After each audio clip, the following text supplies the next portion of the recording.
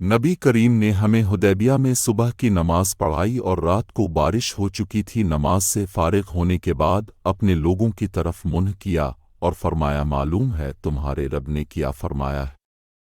लोगों ने कहा कि अल्लाह और उसके रसूल खूब जानते हैं। अपने फरमाया कि तुम्हारे रब का इरशाद है कि सुबह हुई तो मेरे कुछ बंदे मुझ पर ईमान लाए और कुछ मेरे मुनकिर हुए। जिसने कहा कि अल्लाह के फजल और उसकी रहमत से हमारे लिए बारिश हुई तो वो मेरा मोमिन है और सितारों का मुनकिर, और जिसने कहा कि फलां तारे के फलानी जगह पर आने से बारिश हुई वो मेरा मुनकिर है और सितारों का मोमिन।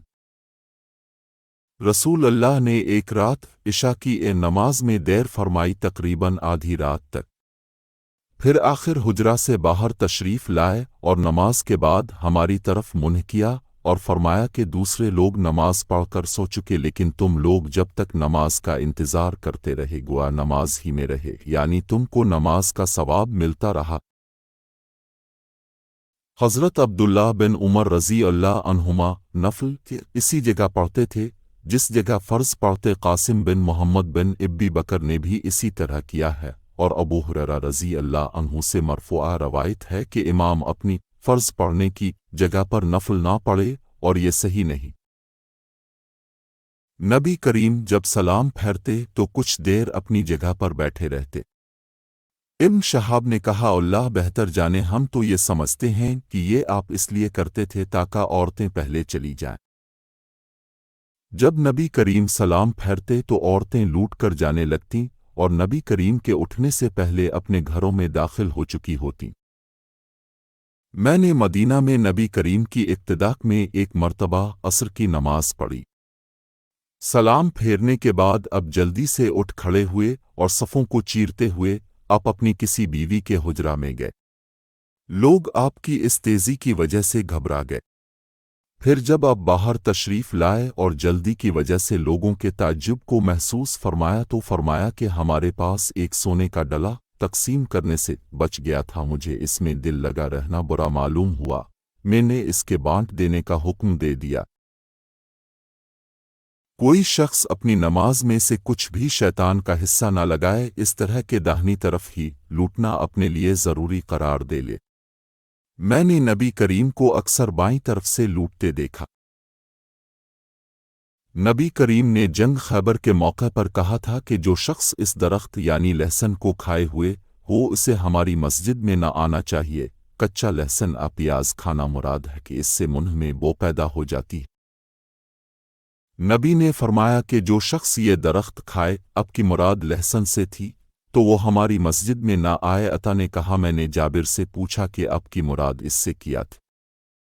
उन्होंने जवाब दिया कि अब की मुराद सिर्फ कच्चे लहसन से थी। मुखिल बिन यजीद ने इब्न जर्श के वास्ता से अलानिये के बजाय से अलंतना नकल किया है, यानी अब की मुराद सिर्फ लहसन की बदबू से थी। नबी करीम ने फरमाया कि जो लहसन प्याज खाए हुए हो तो वो हमसे दूर रहे। ये कहा कि उसे हमारी मस्जिद से दूर रहना चाहिए, ऐसे अपने घर में ही बैठना चाहिए। नबी करीम की खिदमत में एक हांडी लाई गई जिसमें कई किस्म की हरी तरकारियां थीं। प्याज गंदना भी कि अपने इसमें बो महसूस की और उसके मुताल्लिक दरियाफ्त किया।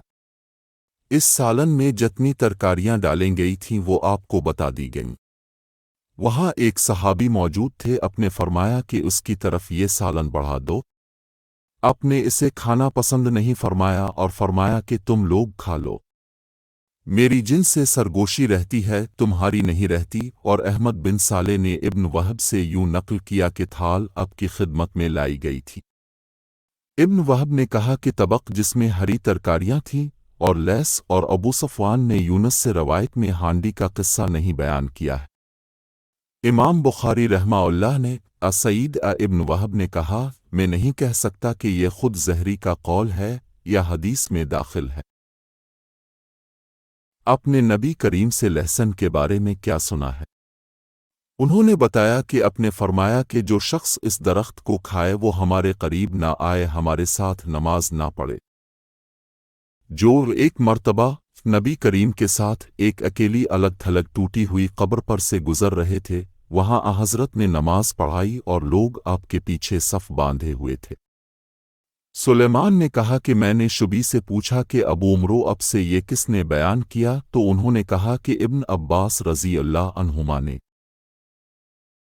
इनसे नबी करीम ने फरमाया कि जुमा के दिन हर बालिग के लिए गुस्ल ज़रूरी है। एक रात में अपनी खाला मैमूना रज़ी अल्लाह अन्हा के यहाँ सोया और रसूल करीम भी वहाँ सो गए। फिर रात का एक हिस्सा जब गुजर गया अब खड़े हुए और एक लटकी हुई मुश्क से हल्का सा वज़ू किया।